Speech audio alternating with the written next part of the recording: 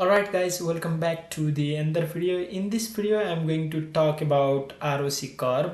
So based on this we can decide whether our model is predicting predicting our target in a nice way or not. So yeah, before talking about ROC Curve, I want to summarize the things from last video. So in the last video we have initiated logistic regression based on AQI air quality index dataset from Shanghai, and then we try to compute this AQI explained value based on whether it's hazardous, unhealthy, moderate, or there are 5 classes. So based on these classes we try to categorize this value based on these all features. And yeah, so we did all the things, and then we splitted our data set, and then we fit the model and then predicted the result, and then based on that we got accuracy of about 44.5%. So yeah, so that's all about the previous video. So in this video I'm going to talk about ROC curve. So the main objective of ROC curve is to assess the overall diagnostic performance of a test and compare the performance of different threshold value. So it's commonly used for binary classification only, since we have seen that in the previous example we have total of 5 classes. So for this particular ROC curve section, I'm going to classify the above targets into 2 class, whether it's hazardous or not. I'll add the hazardous to class 1, and if it's not hazardous then I'll add it to 0. So that's what I did here. So in the DF I have pd.readcsv. I read the dataset, and then AQI explained value I change.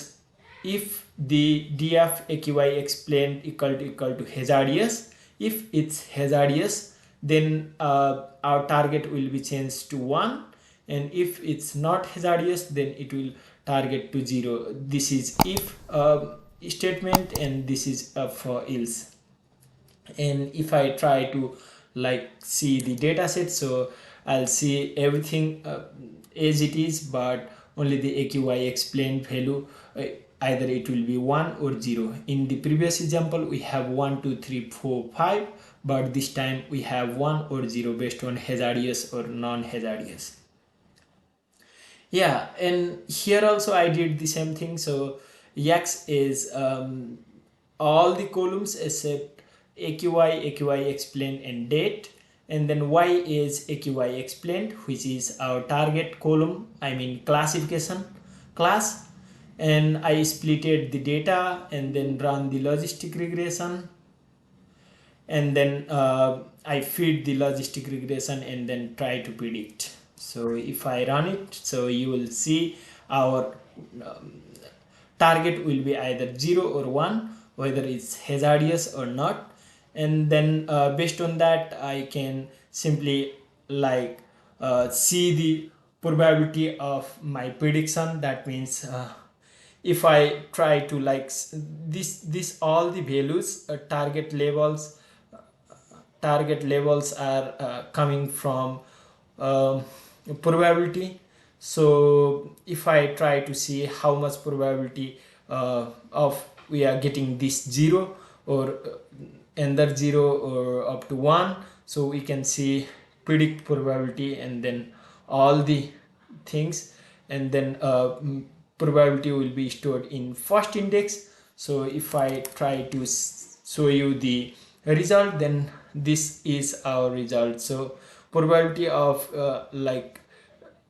this first class is hazardous is 0.02, which is very less. That's why it predict as 0.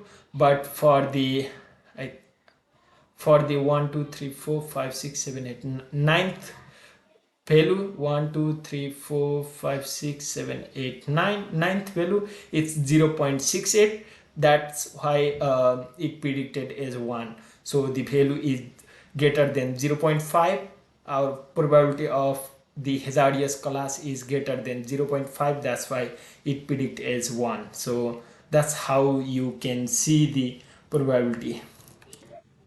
Okay, so after that, for the ROC curve, simply you can import it from sklearn.matrix, and then you try to plot it in matplotlib.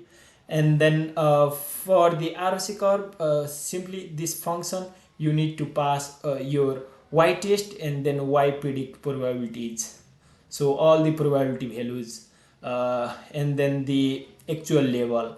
And based on that, I try to like plot the my graph from 0 to 1 is the initial point, and 0 to 1 to 0 to 1. And then also I try to plot the false positive rate and true positive rate. So this ROC curve will give us the false positive rate and true positive rate. And then I try to plot it, and then I label it correctly, and then show the plot. So if I show you the plot, so the logistic regression ROC curve plot will look like this.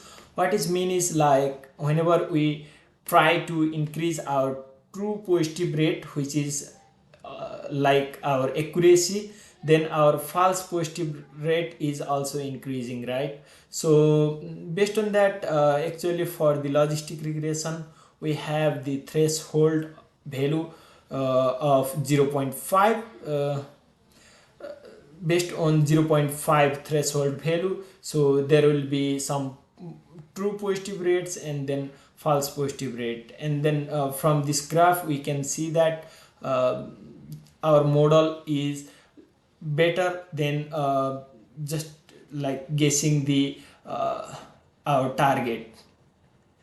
Yeah, and then the accuracy, I mean the metric to measure the ROC curve is ROC curve area under the curve, ROC area under the curve.